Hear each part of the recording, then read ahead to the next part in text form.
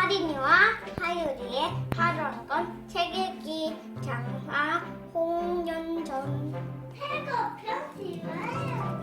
글쌈지글방 그림 김정혜 자이북스. 옛날 평안도 어느 고을에 배무룡이라는 자수가 살았습니다. 배자수에게는 장화 홍련이라는 두 딸이 있었습니다. 그런데 어느 날 배자수의 부인이 알아놓더니 두 딸을 잘 길러달라는 말을 남기고 세상을 떠났습니다. 다행히 장화와 홍련은 어머니 없이도 착하고 예쁘게 자랐습니다.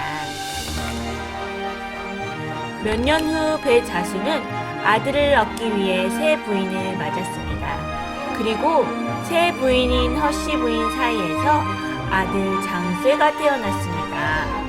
허씨 부인은 얼굴도 마음씨도 곱지 않은 사람이었습니다. 장쇠만 예뻐하고 장화와 홍련은 못살게 구박했습니다. 어느 날 허씨 부인은 장화를 쫓아낼 나쁜 꾀를 내었습니다.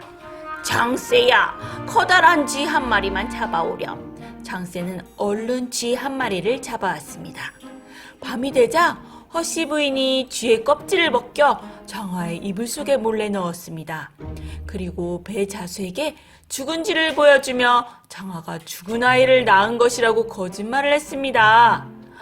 아니, 시집도 안 간 장화가 애를 낳다니. 배자수는 장화가 죽은 아기를 낳았다는 소문이 퍼질까봐 두려웠습니다. 그래서 결국 장화를 쫓아내기로 했습니다. 당분간 돌아가신 내 어머니 친정집에 가 있어라.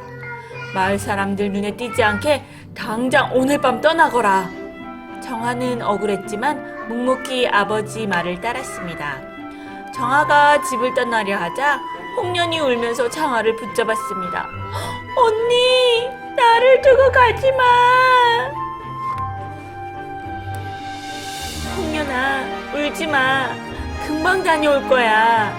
장화는 눈물을 흘리며 홍련의 손을 놓았습니다. 그러고는 한밤중에 장쇠가 끄는 말을 타고 길을 떠났습니다. 장쇠는 장화를 외갓집이 아닌 깊은 산속으로 끌고 갔습니다.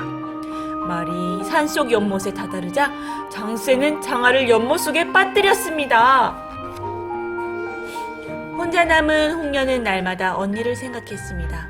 그런데 언제부턴가 홍련이 언니를 생각하면 파랑새 한 마리가 날아와 홍련의 주위를 맴돌았습니다. 홍련은 그 새가 장화 언니의 넋이라고 생각했습니다. 하루는 홍련이 파랑새에게 말했습니다.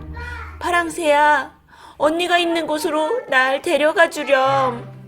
파랑새가 간 곳은 바로 산속 연못이었습니다. 홍련은 어렴풋이 언니가 그곳에서 죽었다는 것을 알고 자기도 연못에 몸을 던졌습니다. 그 후로 이 연못에서는 처녀 울음소리가 들리고 이 고을로 부임하는 원님마다 목숨을 잃는 일이 벌어졌습니다. 그래서 아무도 이 고을의 원님으로 오지 않았습니다. 그러자 배짱 좋고 담이 큰 정동우라는 선비가 스스로 이 고을 원님이 되겠다고 나섰습니다. 새 원님이 고을로 온 첫날 밤이었습니다. 한밤중이 되자 방문이 열리며 한 처녀가 들어왔습니다. 머리를 풀어헤치고 소복을 입은 모습이 영락없는 귀신이었습니다. 새 원님은 깜짝 놀랐지만 침착하게 말했습니다. 할 말이 있으면 낮에 올 것이지 밤중에 무슨 짓이냐?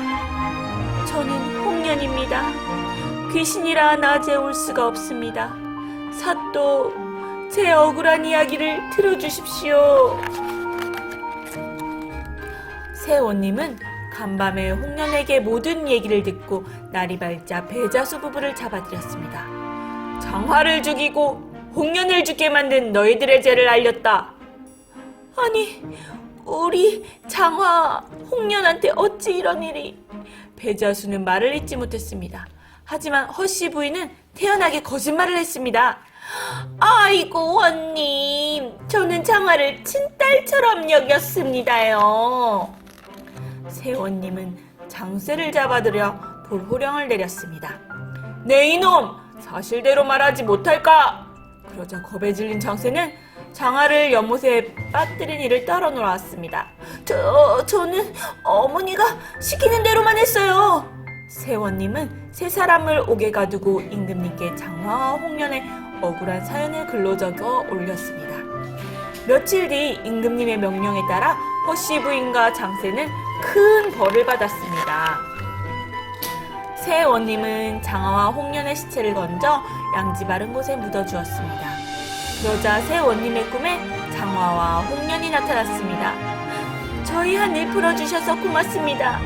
이제 원님은 큰 벼슬을 하실 것입니다. 그 말대로 세원님은 나중에 큰 벼슬을 하게 되었습니다. 그 후에 배자수는 윤씨 부인과 결혼하였습니다. 어느 날 윤씨 부인은 선녀에게 꽃을 두 송이 받는 꿈을 꾸었습니다. 이 꽃은 장화와 홍련이니 잘 키워라. 꿈을 꾸고 난 뒤 윤씨 부인은 딸 쌍둥이를 낳았습니다.